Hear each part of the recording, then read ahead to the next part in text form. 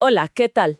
Hoy vamos a meternos de lleno en uno de los campos de batalla legales y creativos más fascinantes de nuestra era, la inteligencia artificial contra los derechos de autor.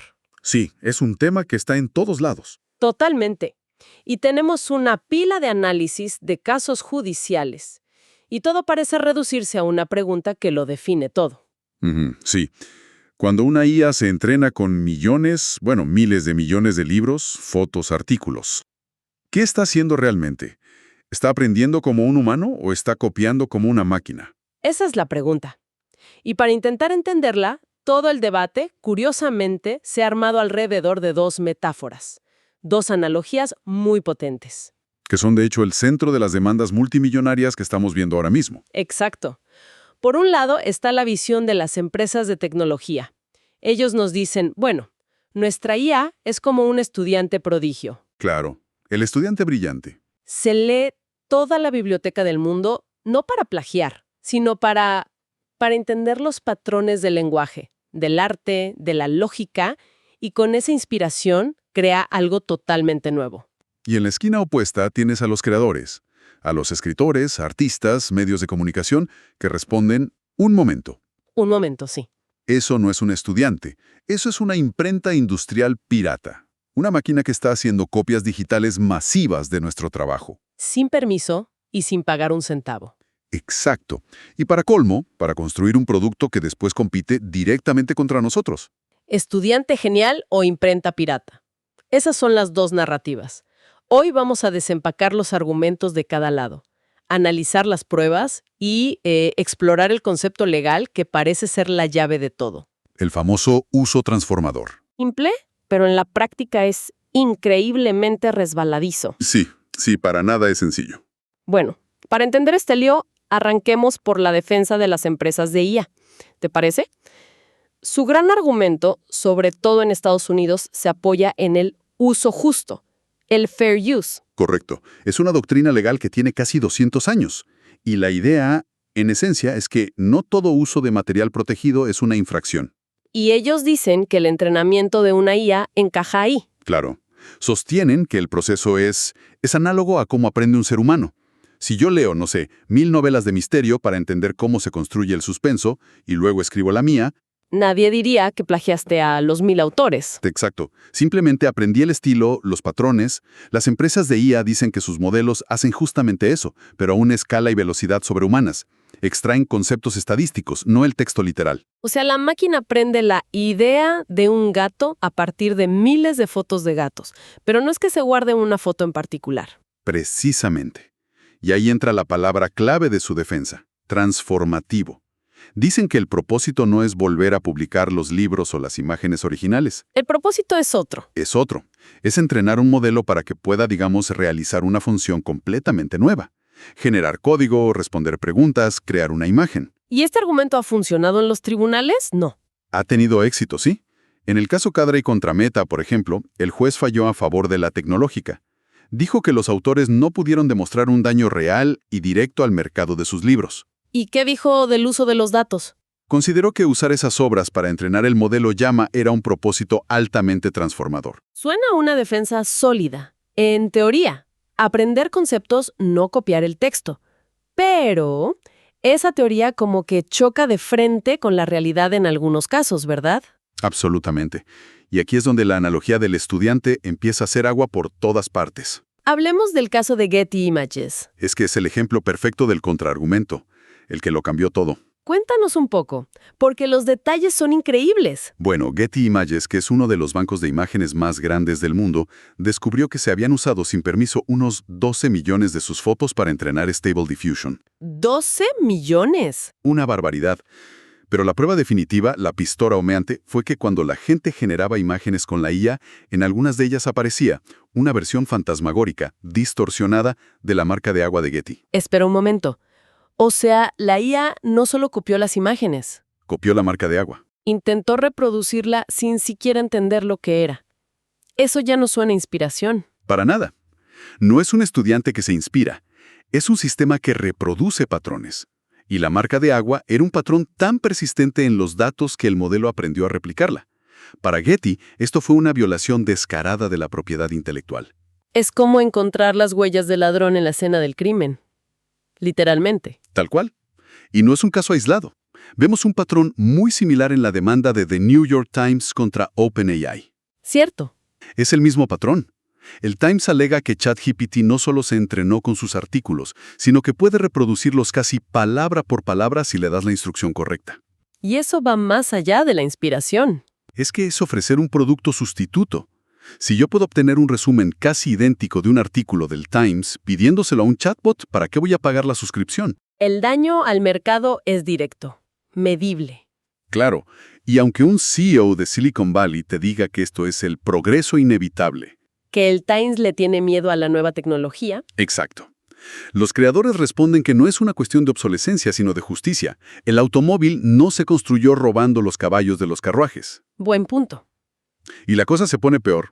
Empresas como Meta han sido acusadas de usar a sabiendas bibliotecas de libros pirateados como LibGen para entrenar sus modelos. ¿En serio?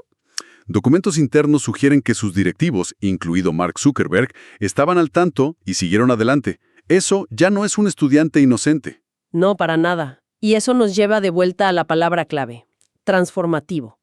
Suena increíblemente subjetiva. ¿Cómo puede un juez trazar una línea clara ahí? Es la pregunta del millón.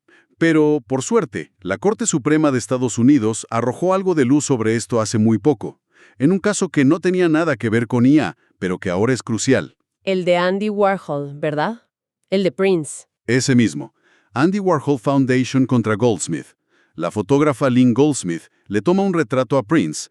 Años después, Warhol usa esa foto como base para crear sus serigrafías. Y la fundación de Warhol licencia una de esas imágenes a una revista. Ajá. Goldsmith demanda y la Corte Suprema le da la razón. Y su razonamiento fue la clave de todo. Dijeron que para que un uso sea transformador, no basta con que añada una nueva expresión.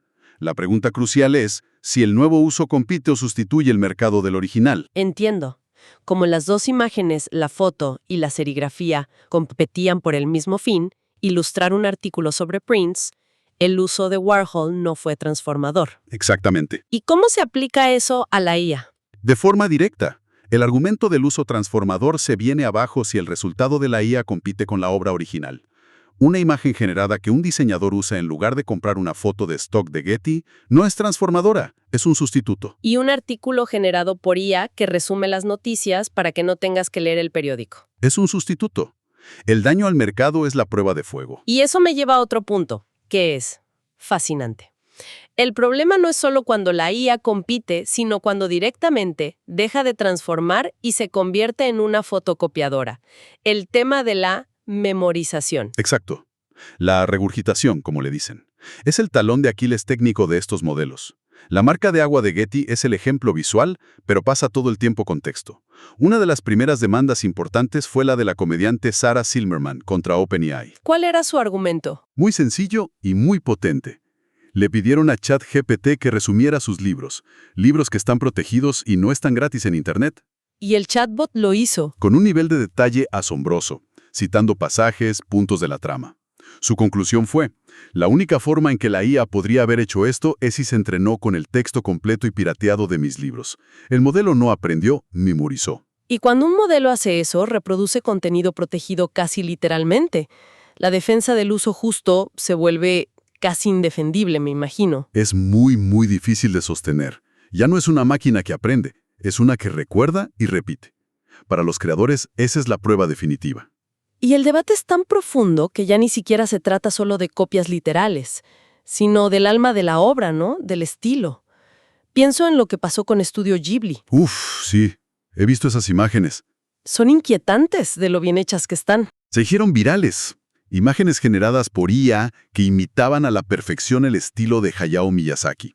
Legalmente, el estilo en sí no está protegido por derechos de autor. Es una idea abstracta. Claro, no puedes registrar pintar con acuarelas de ensueño. Exacto. Pero la única manera en que una IA pudo aprender ese estilo fue analizando y básicamente copiando miles de fotogramas de sus películas. Y las películas sí están protegidas. Esto plantea una cuestión que va más allá de lo legal. Es casi filosófica, ¿no? ¿Qué pasa con el legado de un artista si cualquiera puede replicarlo con un clic? El propio Miyazaki, cuando le mostraron una animación hecha con IA hace años, dijo que era un insulto a la vida misma. ¡Qué frase! Durísima. Es que eleva la disputa. Ya no es solo copyright, es el significado de la creación.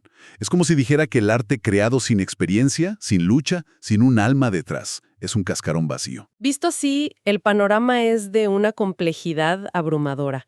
Por un lado, tienes el potencial de la IA para, no sé, acelerar descubrimientos científicos, crear nuevas formas de arte. Frenar su entrenamiento podría ser, como dicen algunos, dispararnos en el pie. Pero en la otra balanza, tienes el derecho de los creadores a decidir qué se hace con su obra y a ser compensados. Si permitimos que su arte se use como combustible gratuito para entrenar sistemas comerciales, que luego los dejarán sin trabajo. Se podría devaluar la creatividad humana hasta un punto de no retorno. Exacto. Muchas industrias creativas temen una saturación del mercado que haga inviable vivir de su oficio. Las sentencias de estos casos no van a afectar solo a Google o a los grandes estudios. Van a escribir las reglas de convivencia entre la inteligencia humana y la artificial para las próximas décadas. Totalmente. Y para terminar, hay una última idea. Una doctrina legal que la defensa de OpenAI ha insinuado en el caso del New York Times. A ver. La de las manos sucias. La idea de que para poder acusar a alguien, tú debes tener las manos limpias. La defensa sugiere que los propios periodistas del Times no crean sus noticias de la nada. Claro, se basan en fuentes, en datos, en trabajos de otros. Justo. Y eso plantea una pregunta increíblemente provocadora. Si la creatividad humana siempre ha sido, en el fondo, un proceso de remezclar, de transformar ideas ajenas. Shakespeare se basaba en crónicas antiguas. Los músicos de blues en tradiciones orales. ¿Es la IA simplemente una versión a escala industrial de lo que los humanos llevamos haciendo desde siempre? ¿O hay una línea fundamental en la escala, en la automatización y en el propósito comercial que se está cruzando y que lo cambia absolutamente todo? Lo dejamos para la reflexión.